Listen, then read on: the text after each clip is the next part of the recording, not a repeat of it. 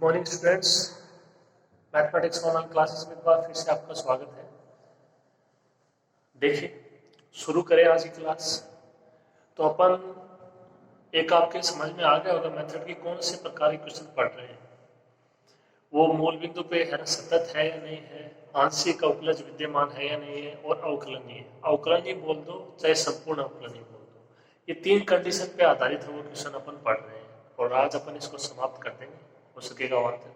ठीक है, तो देखिए, आपको अब तक एग्जाम्पल भी करवा चुके हैं, थ्योरम भी करवा चुके हैं इससे संबंधित, और उसी से संबंधित अपन एक एग्जाम्पल हमें कर रहे थे। इससे इस क्वेश्चन में और इससे पहले वाले क्वेश्चन में केवल इतना अंतर है कि जो एक्स वाई का मान दिया गया वो थोड़ा सा अलग है। ठीक है, तो और वो इम्पोर्टेंट है क्योंकि हो सकता है कि जहाँ लास्ट में जाके अपने पास एम के रूप में मान बचते हैं वहां पे एम के रूप में मान ना बचे, सब कुछ कैंसिल हो जाए, मान 0 आ जाए, तो एफ एक्स वाई का मान इम्पोर्टेंट है। तो अलग अलग जो मान होंगे एफ एक्स वाई के लिए, उनके लिए आपको इस प्रकार पता लगाना होगा कि वो सतत है या नहीं है, और वो उनके आंशिक अवकलज विद्यमान है या नहीं है, और वो अवकलनीय या संपूर्ण अवकलनीय है या नहीं है। तो फलन का मान है वो बहुत इंपॉर्टेंट है, उस पर बहुत कुछ निर्भर करता है। उसका सतत होना, उसका अवकलनीय होना, उसके आंशिक अवकलज विद्यमान होना या नहीं होना। ठीक है, इसके अलावा जो है ना सतत वाली कंडीशन है, उसके मैंने आपको दो रूप बता दिए थे, एक कार्तीय निर्देशांकों में, एक ध्रुवीय निर्देशांकों में।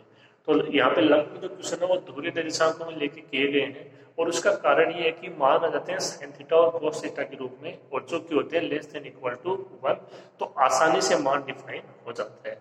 नहीं तो जैसे अपन ने उसको कार्तीय निर्देशांकों में किया था, तो थोड़ा सा याद कीजिए कि जो ऊपर मान था x का मापांक y का मापांक, अपन ने उसको किया था less than equal to x square plus Y square का अंडर रूट, इस तरीके से। तो वो हर क्वेश्चन में इतना मतलब आसान नहीं रहेगा, हो तो जाएगा, इतना आसान नहीं रहेगा कि कौन से मान से वो छोटा है। ठीक है, मेरी बात आप समझ गए होंगे कि ध्रुवीय निर्देशांकों का उपयोग क्यों कर रहे हैं, क्योंकि वहां पे फिक्स है कि साइन थीटा और कोस थीटा आना ही है, और वो स्क्वायर हो तो भी कोई फर्क नहीं पड़ेगा, आपको बता चुके हैं।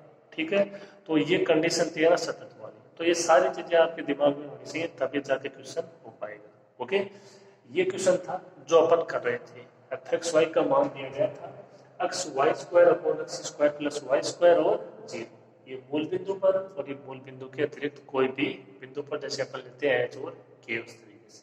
ओके, तो अपन ने दिखा दिया था कि मूल बिंदु का फलन वो क्या है, सतत है। अब ज्ञात करेंगे इसके आंशिक अवकलज। तो आंशिक अवकलज होंगे f x a b, f y a b, यहाँ पे ए बी की जगह 0 0। आप उनके मान देख लीजिए, दोनों के आपको करवा चुके हैं। सेम उसी तरीके से केवल मान वो चेंज हो जाएगा।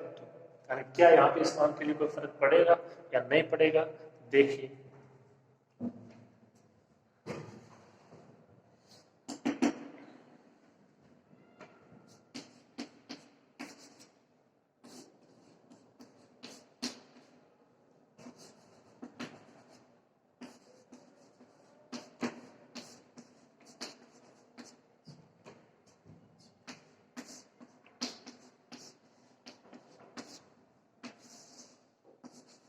मान लीजिए मेरे को f x a b limit H tends to 0 f a plus h, ये d minus f a b upon H.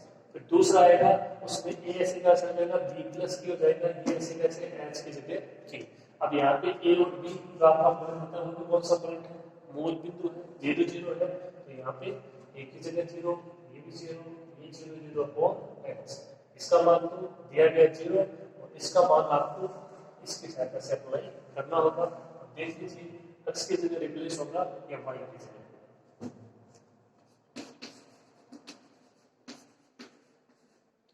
तो इसको थोड़ा सा पहले ऐसे लिख लीजिएगा, ये हो जाएगा एफ एच 0 माइनस ये एफ जो आपका 0 0 वो 0, तो ये मान इस तरीके से बचेगा,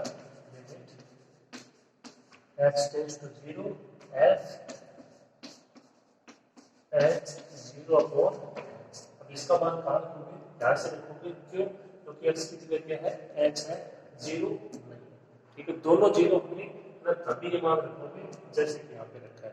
तो मान अप्लाई करना भी आना चाहिए, कोई डाउट नहीं होना चाहिए कि 1 0 है 1 0 नहीं। ओके, अब इसका मान अप्लाई करते हैं। एफ एच जीरो का मान एक्स की जगह एच, वाई की जगह जीरो, एच जीरो का whole square upon H square plus zero का ऊपर जीरो, सारा मान जीरो, इसमें आपको लिमिट अप्लाई करने की जरूरत नहीं। बिल्कुल आसान आसान कंडीशन है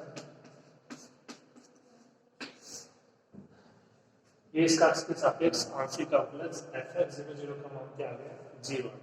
इसी तरीके से आ जाएगा इसके सापेक्ष वाई के सापेक्ष f y zero zero. Okay, लिखो आप इसको।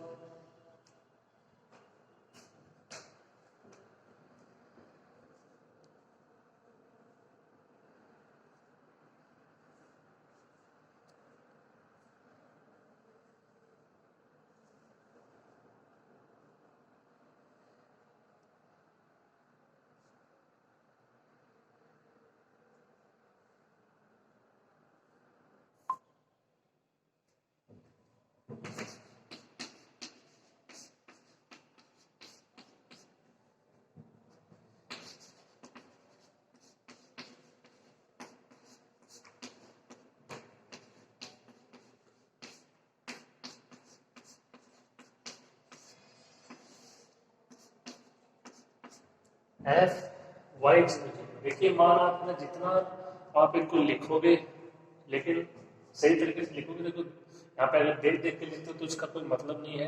आपको स्वयं को इनको लिखना होगा, बार बार लिखोगे ये याद हो जाएंगे और परिवर्तन करना भी आ जाएगा कि हाँ जो ए बी बिंदु था यहाँ पे मूल बिंदु है, तो कौन से पॉइंट की जगह कौन सा मान अपने को अप्लाई करना है। ओके, तो ये चीजें आपको स्वयं को करनी है। देख लीजिए आपको समझना है या नहीं समझना है। Limit k tends to zero, f zero zero plus k हो जाएगा आपकी बार minus f zero zero upon की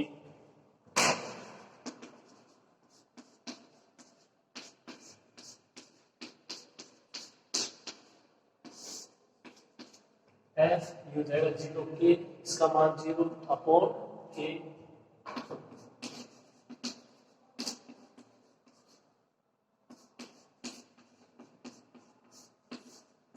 limit k tends to zero, f zero k four k, इसका मान अप्लाई कर देंगे।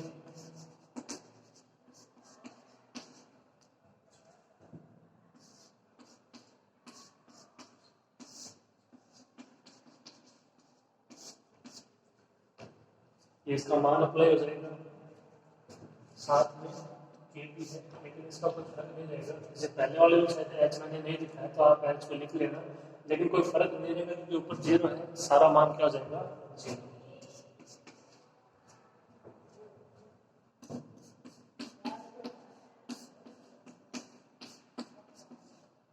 बिल्कुल आसान आसान कंडीशन है। एफ वाई जीरो जीरो का मान भी जीरो, तो इसका मतलब ये हुआ कि मूल बिंदु पर इसके आंशिक अवकलज है वो विद्यमान है।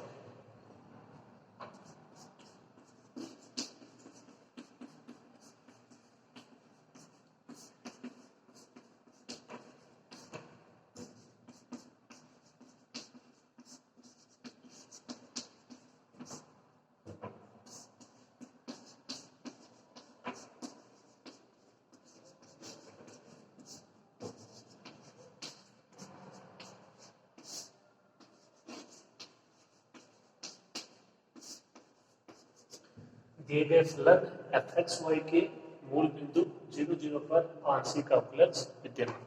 लास्ट तीसरी condition,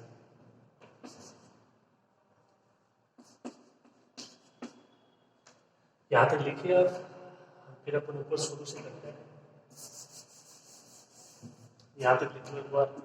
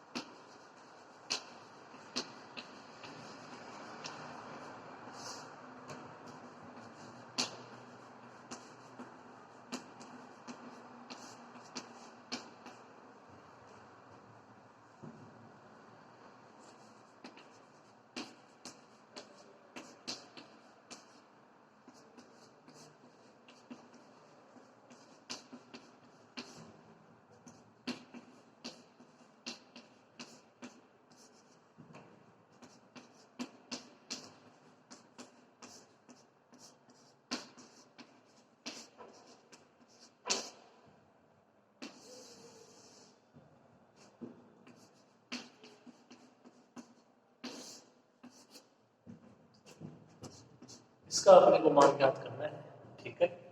limit H tends to zero, के टेंड्स टू जीरो, क्या है, f a plus h b plus k था, यहाँ पे हो जाएगा f zero plus h zero plus k, minus f a b था, f zero zero, h alpha बोल दो या एफ एक्स ए बी बोल दो, f x zero zero, minus k f y zero zero upon under root H square plus के square, okay. अब जो मान अपने पास वो अप्लाई कर देते हैं, अपने पास इसका भी मान है, इसका भी मान है और इसका भी मान है, ये तीनों अप्लाई कर देते हैं।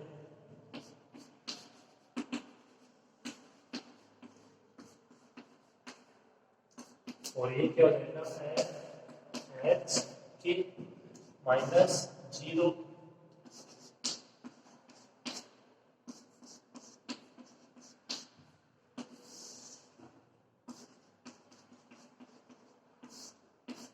माइनस ये एच इंटू जीरो और ये k into zero, okay, upon under root H square plus के स्क्वायर, केवल ये मान बचेगा।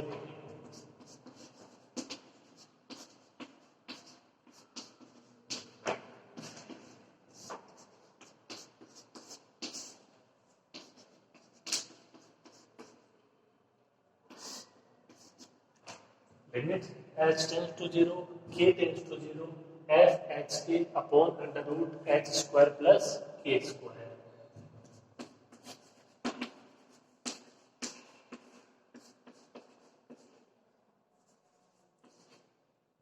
एफ एच का मान अप्लाई करना होगा।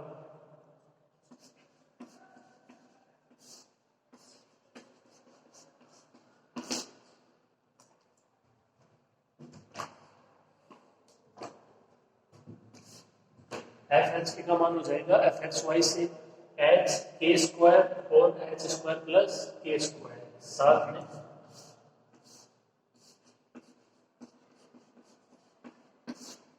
ये है one upon under root H square plus के स्क्वायर, तो ये कुल मान कितना हो जाएगा,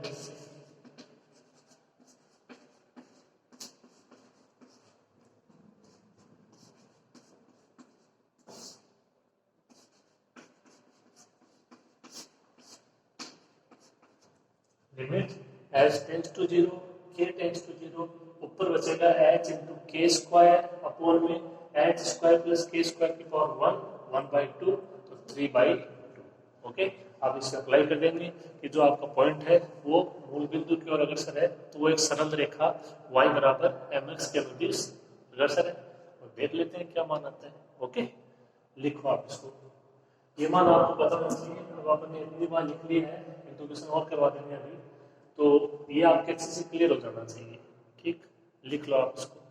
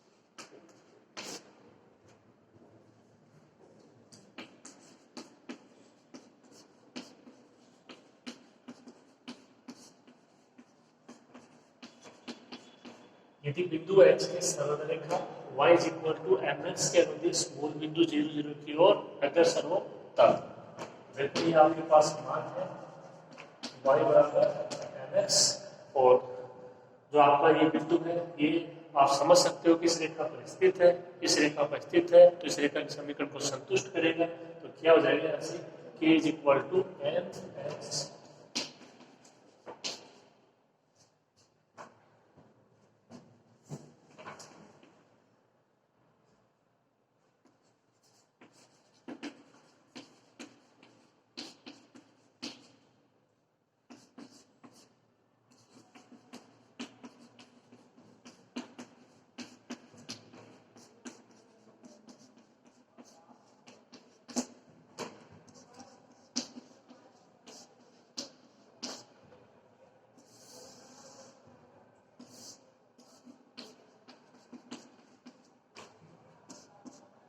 इसका मान याद कर रहे थे, इसको लिखने में जोर नहीं होना चाहिए आपको। देखो हमें तो लिखना है, तो ऐसे नहीं बहुत बड़ा है कौन लिखेगा, आप इसको बार बार लिखिए। और मैथ में तो सीधा सा हिसाब है, आपने जितना लिखोगे उतना ही समझ में आएगा, उतना ही आपका चीज उस पर पकड़ हो पाएगी।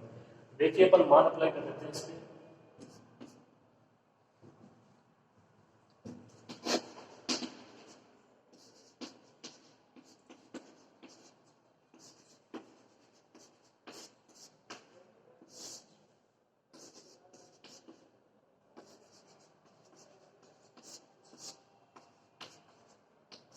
Limit h tends to 0, k tends to 0, h k square की जगह mh का whole square plus h square और k स्क्वायर की जगह m स्क्वायर h स्क्वायर की whole power 3/2।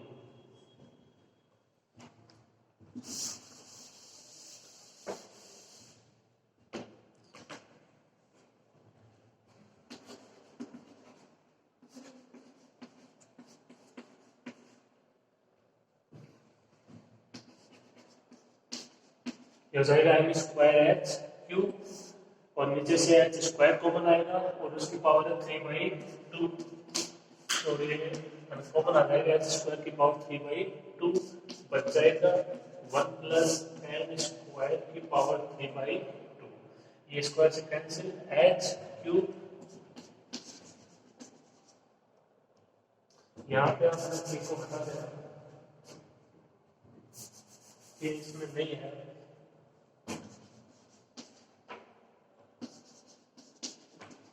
m square h cube, ये भी हो जाएगा h cube 1 plus m square 1 plus m square की पावर 3/2 h क्यूब से h क्यूब कैंसिल। अब इस लिमिट का कोई मतलब नहीं है।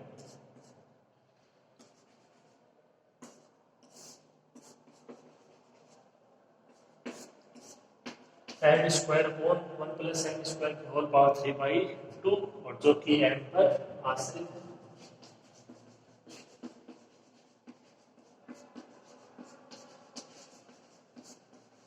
m पर आश्रित है, इसका मतलब जो दिया गया फलन है वो मूल बिंदु पर अवकलनीय नहीं है।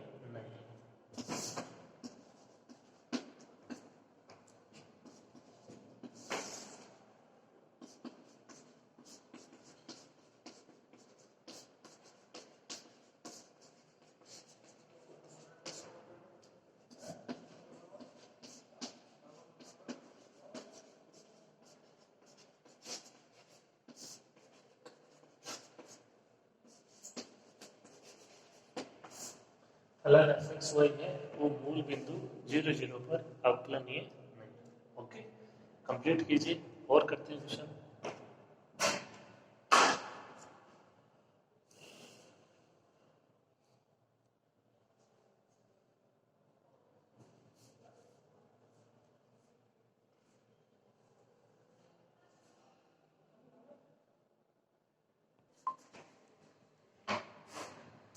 देखिए नेक्स्ट क्वेश्चन, fxy का मान चेंज है केवल, ठीक है, और ये इस पे आधारित आपका लास्ट क्वेश्चन है, क्योंकि इस तरीके के लगभग बहुत क्वेश्चन हो चुके हैं, बस केवल तरीका समझ में आना चाहिए।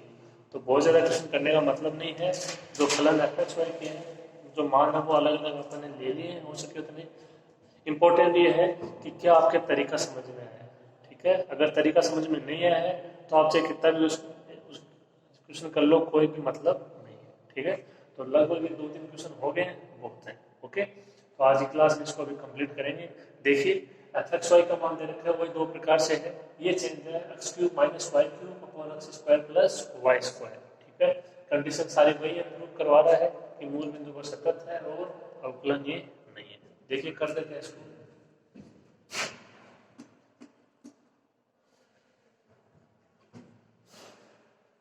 तो सबसे पहले इसको दिखाना है कि मूल बिंदु पर सतत है या नहीं है। तो जो आपका f x y minus f 0 0 का मापांक लेस देन एप्सिलॉन होना चाहिए। एक्स की जगह cos थीटा, वाई की जगह sin थीटा।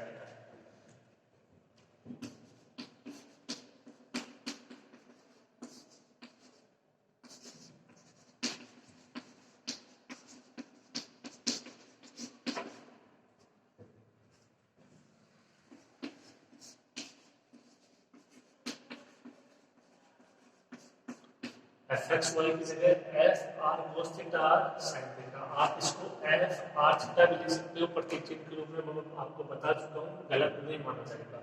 यहाँ से मान कितना होगा देखो,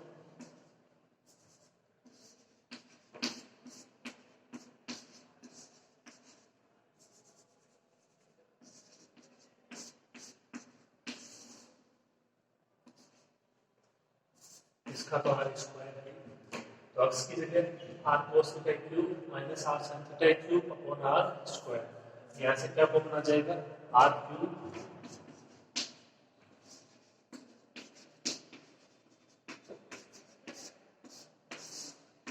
क्या बच जाएगा, cos cube theta minus sine cube theta upon r square. तो यहाँ पे जो मान हम क्यूब के रूप में आ गया, बस इतना सब कर दें, ठीक है। देखिए मान कितना बचेगा,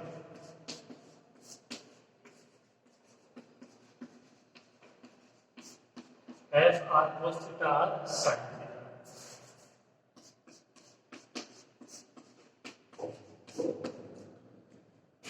यार क्यूब आर बच जाएगा, साथ में cos cube theta sine cube theta. मान याद करेंगे, f r cos theta r sine theta minus f zero zero का, ठीक है। और वो मान आना चाहिए बेस में एप्सिलॉन।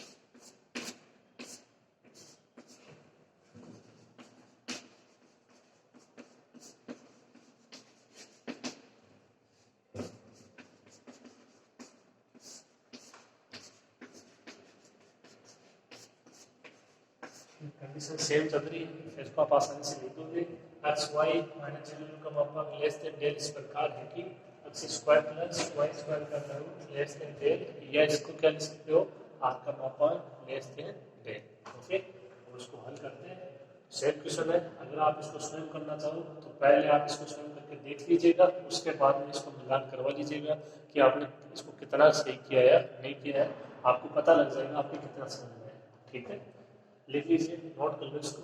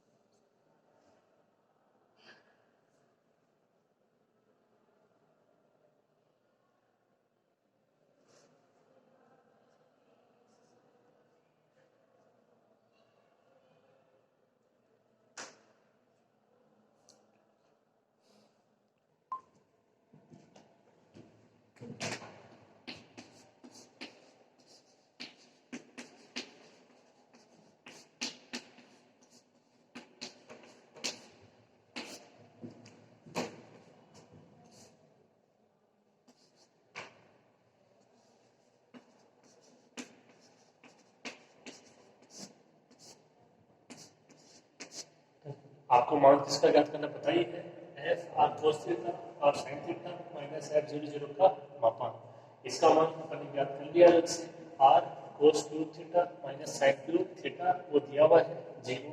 मान कितना बचेगा,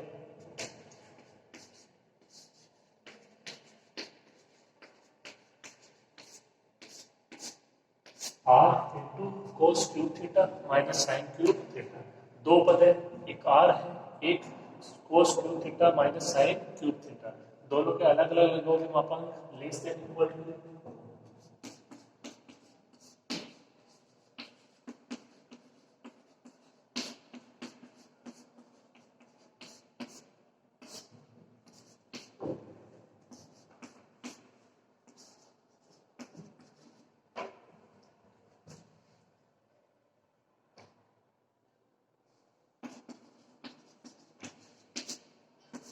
आर का मापांक cos cube theta minus sine cube theta. तो देखो माइनस है वो आपका मापांक में क्या होता है प्लस, तो आप इसको देखो ऐसे भी लिख सकते हो पहले स्टेप में, आर का मापांक cos cube theta plus minus sine cube theta, ठीक है।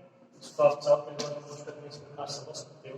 ठीक है, ये यहाँ पे इसके पूरे के मापांक था, तो अपन इसके अलग अलग लिए मापांक। लेस देन इक्वल टू पहले से था cos cube theta plus minus sine cube theta. ये जो आपका माइनस का मान, ये भी किस में हो जाएगा, प्लस में।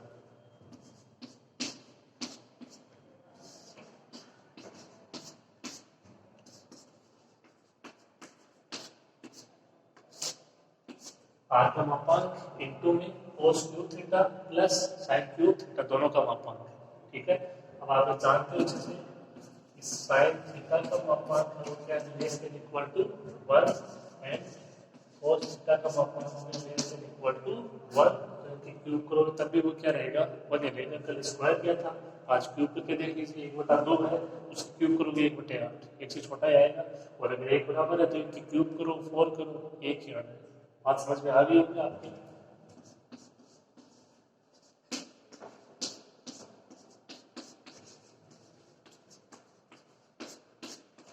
तो लिखते हैं आप cos क्यू थीटा का मापांक भी लेस देन इक्वल टू 1 और sin क्यू थीटा का मापांक भी लेस देन इक्वल टू 1। मान कितना आएगा यहाँ से,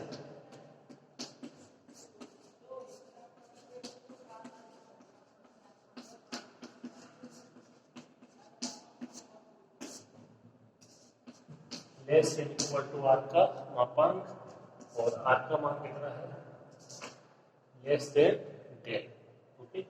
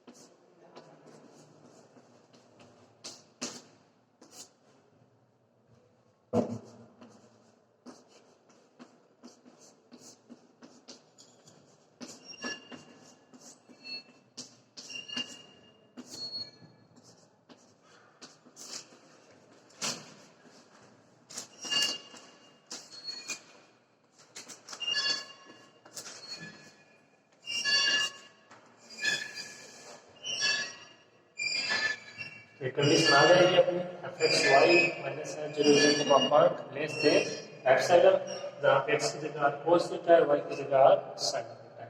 तो fxy वो मूल बिंदु पर सतत है। ओके, कर लो इसको।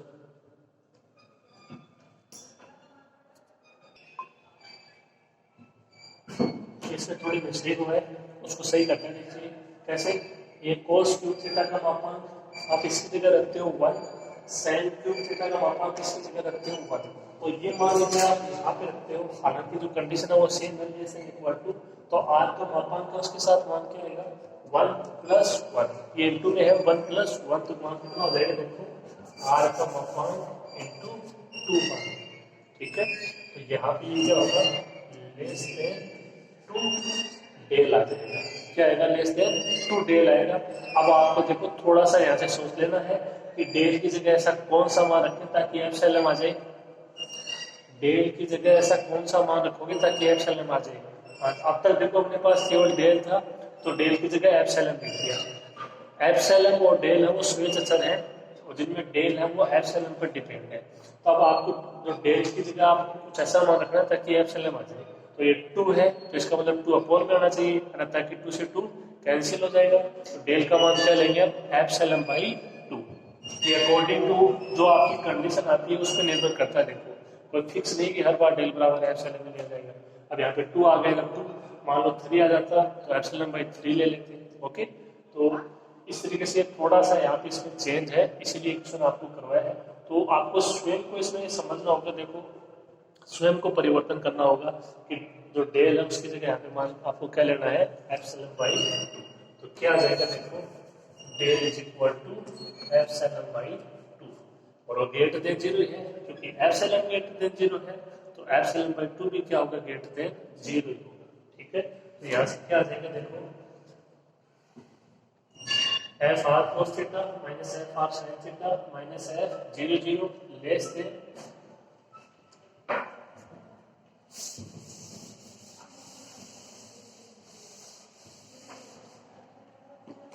टू डेल और डेल की जगह एप्सिलॉन बाई 2, ठीक है। ये क्या आ जाएगा, लेस देन एप्सिलॉन, 2 से 2 कैंसिल, ओके। अब लिख लीजिए आप इसको, थोड़ा सा ये मिस्टेक होगी, इसको सही कर लेना आप।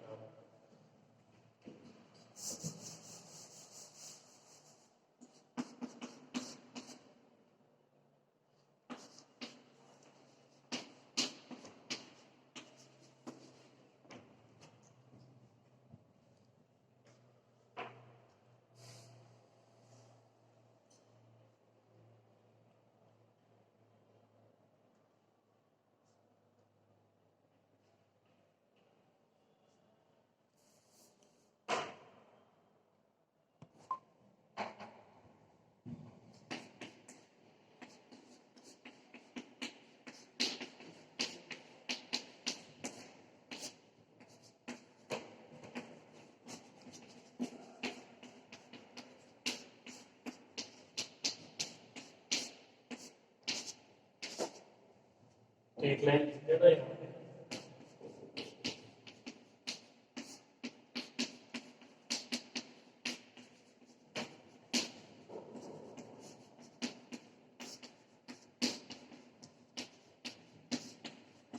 एक्स वाई है मूल बिंदु पर सतत है।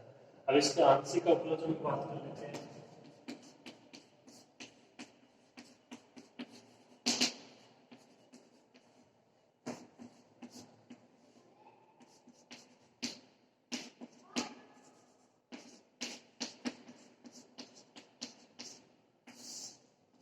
इस एक्स के सापेक्ष आंशिक अवकलज बताने की जरूरत नहीं, देखो बार बार आपको पता है, और फिर भी मैं यहाँ पे लिख रहा हूँ तो कोई दिक्कत नहीं है इसमें।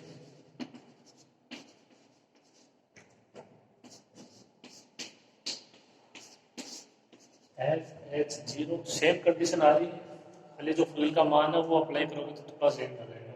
एफ जीरो जीरो उसका मान 0, अब एफ एच जीरो है उसका मान अप्लाई कर दीजिए।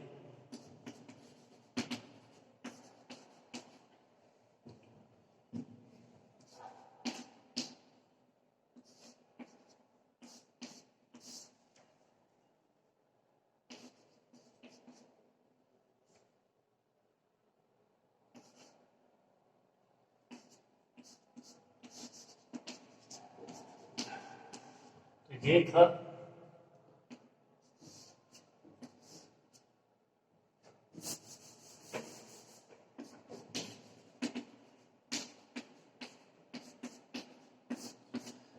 देखो लिमिट एच टेंड्स टू 0, ये आपका 1/s इक्वल है, और F H zero H cube minus 0 cube upon H square plus 0 square. F x Y का मान क्या था, X cube minus Y cube upon x square plus Y square, तो ये बचेगा H cube upon H square.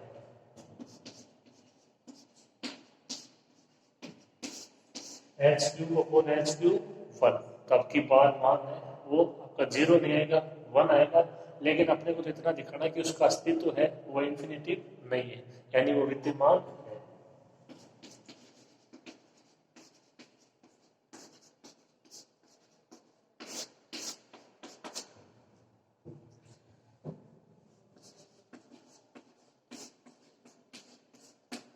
अब क्या F Y 0 0 उसका भी मान आएगा 1, देख लेते हैं।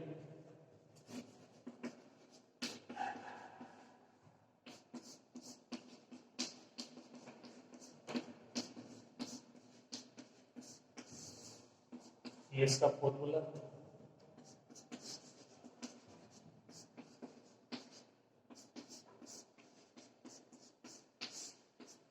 लिमिट k टेंड्स टू 0, ये बच जाएगा 0 k अपॉन k, इसका मान 0, ठीक है। लिखो इसको यहाँ,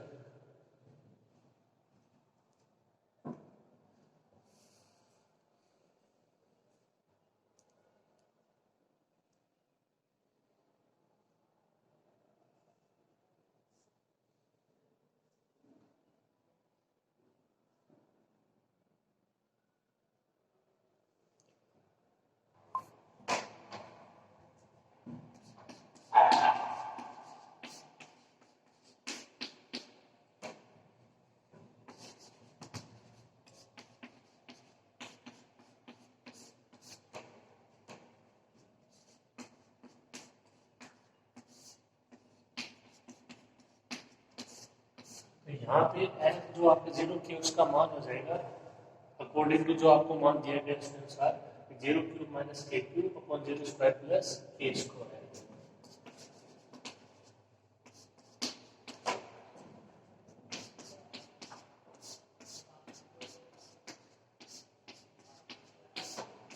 मान बचेगा -k³ अपॉन k²। तो यहाँ से मान आ जाएगा -1। 1 नहीं आएगा, -1 आएगा।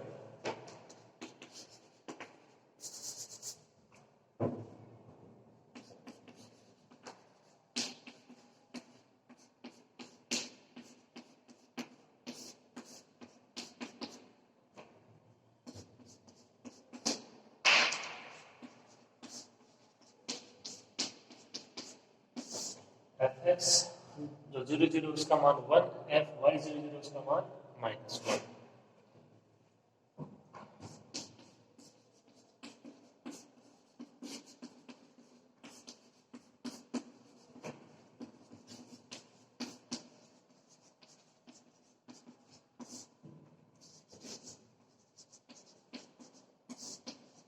मूल बिंदु पर आंशिक अवकलज विद्यमान है। लास्ट कंडीशन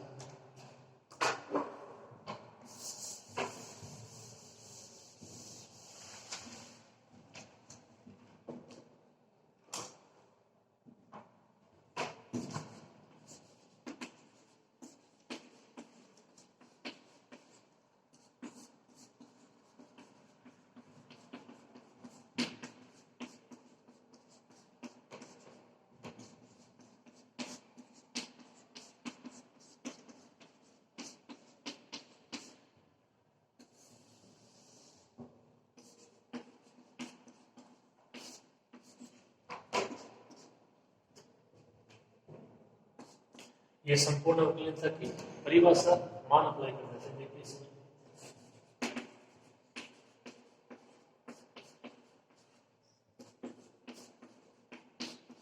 ये है एफ कि इसका मान 0 माइनस एच। आपके बाद इसका मान है 0 नहीं है, 1 होगा और इसका मान होगा -1 अपॉन √h² प्लस k²। देखते हैं, देखिए यहाँ से जो मान आए हैं 1 और -1 इनसे कोई फर्क पड़ता है या नहीं पड़ता है। ठीक है, लिखो इसको।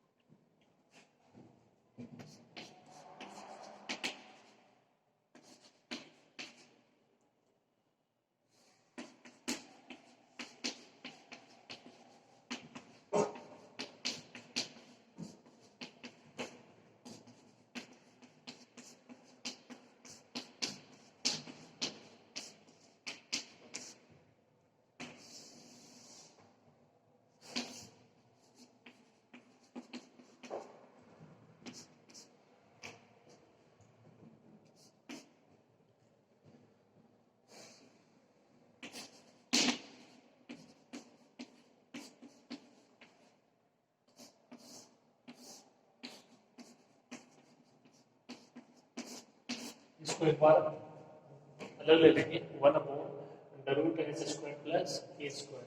इसका मान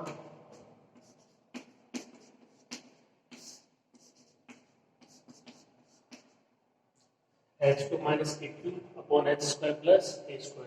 ये 0 minus h plus k minus h minus minus plus k। Okay,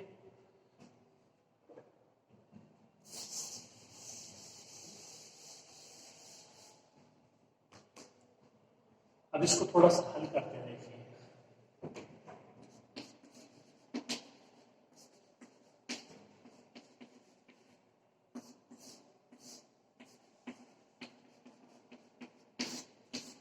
LCM ले लेते हैं यहाँ से h² प्लस k²। ये ऐसे कैसे h³ माइनस k³। ठीक है, अब h² प्लस k² है वो इससे मल्टीप्लाई होगा, सीधी सी बात है। तो पहले इससे मल्टीप्लाई होगा माइनस एच से, तो माइनस एच को एच स्क्वायर से करोगे माइनस एच क्यूब, और जो माइनस एच है उसको के स्क्वायर से करोगे माइनस का एच के स्क्वायर।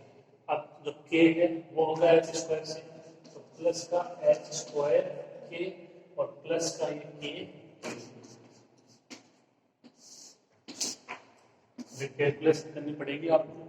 देखिए क्या कैंसिल हो रहा है, एच क्यूब से एच क्यूब, के क्यूब से के क्यूब।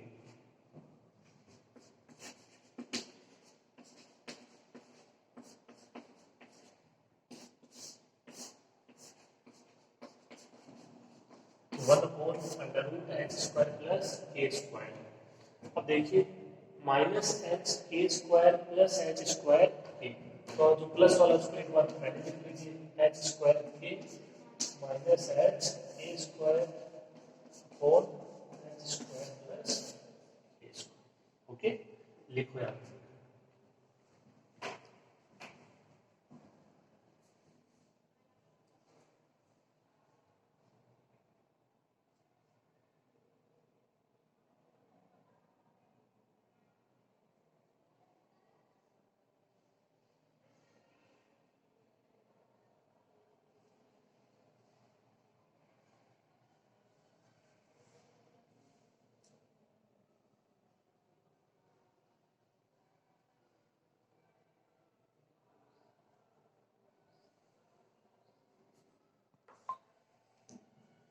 इसका मान ज्ञात कर रहे हैं, आप इसके बराबर में इसके आगे देखिए इसको लिख दे जाना।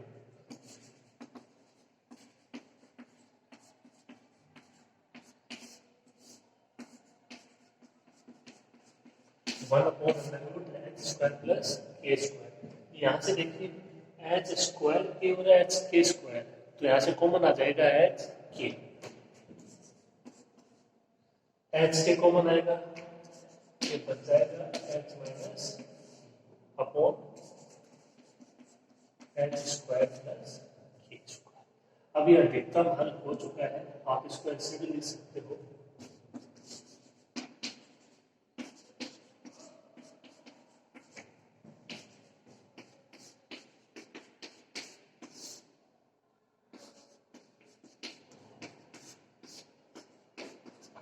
Limit H tends to zero, के टेंड्स टू जीरो, ऊपर बच जाएगा H K into H minus K upon H square plus के स्क्वायर की पावर 3/2। मान अप्लाई कर देते हैं।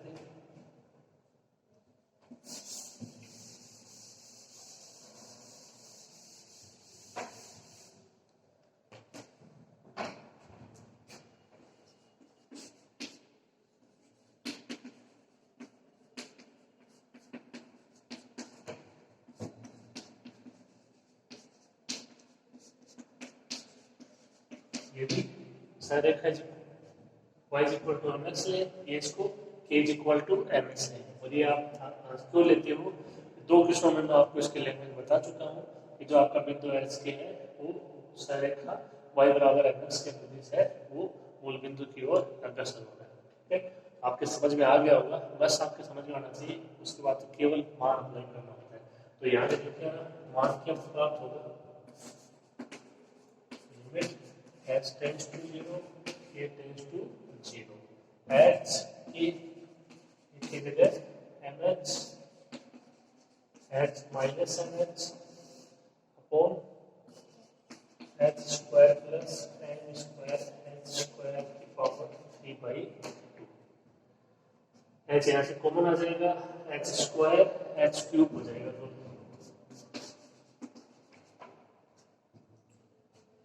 के हटा दो।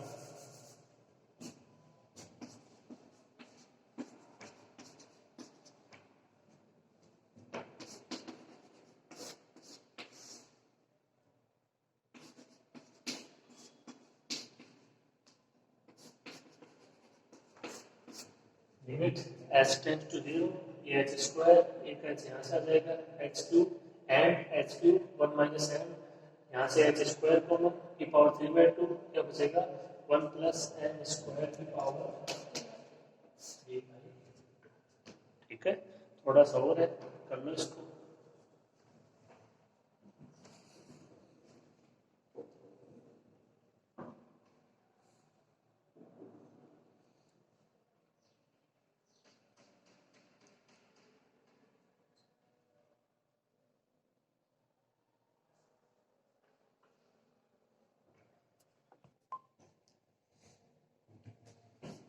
इसका मान कितना आएगा देखिए, लिमिट h टेंड्स टू 0 इसके बराबर भी चल रहा है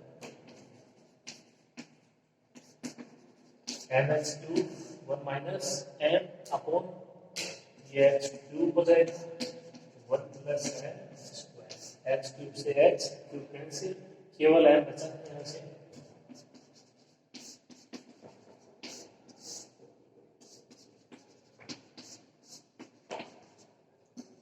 मान बनेगा m into 1 minus m upon 1 plus m square की पावर 3/2 और ये भी m पर ही आश्रित है,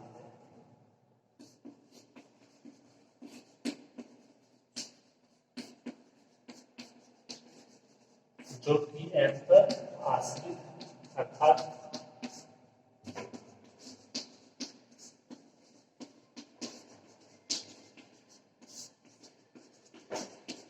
सीमा अद्वितीय नहीं है। इसका क्या मतलब है कि देखो यहाँ पे ये जो आपकी लिमिट है ये अद्वितीय नहीं है, अद्वितीय मतलब उसके जैसा कोई नहीं, तो आप यहाँ पे m के अलग अलग मान रखोगे तो सीमा के अलग अलग मान प्राप्त हो जाएंगे, मतलब सीमा है वो अद्वितीय नहीं है। और अवकलनीय होने के लिए ये यहाँ पे जो अपना तरीका है इसमें सीमा क्या होनी चाहिए थी, अद्वितीय होनी चाहिए थी। m के चाहे आप है ना कोई भी मान रखो, यदि ये सीमा है इसका केवल एक ही मान आता, चाहे वो मान कोई भी है लेकिन मान वही है बार बार, तो इसका मतलब सीमा क्या है, अद्वितीय। ठीक है, तो अगर आपको ये वर्ड कहीं लिखा मिले तो इससे आपको कंफ्यूज होने की जरूरत नहीं है, इसका मतलब आपको मैंने बता दिया।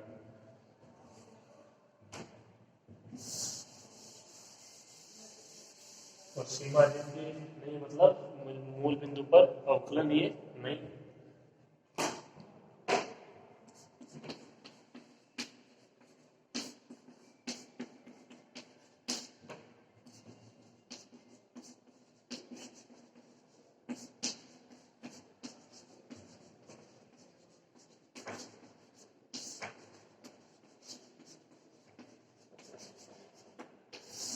तो फलन fxy है वो मूल बिंदु पर अवकलनीय नहीं है। ओके, ये क्वेश्चन था। और अब ये आपके जो इस तरीके का क्वेश्चन है जो फलन fxy आपको डिफाइन किया जाता है या आपको मान वो दिया जाता है, तो आपको उससे मूल बिंदु पर वो सतत वाली कंडीशन और यहाँ पे मूल बिंदु के अलावा देखो और कोई पॉइंट आपको मिलेगा नहीं। ठीक है, ये मूल बिंदु पर ही मिलेगा, आप इसमें निश्चिंत रहिए।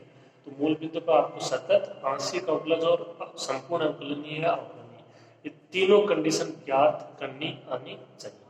ठीक है, fxy का चाहे आपको जो भी मान दे दे, यही यहाँ पे मतलब है। और देखो ये जरूरी नहीं है कि fxy का मान यही आए, कोई भी मान दे सकता है। मैं फिर कह रहा हूँ आपके तरीका समझ में आना चाहिए।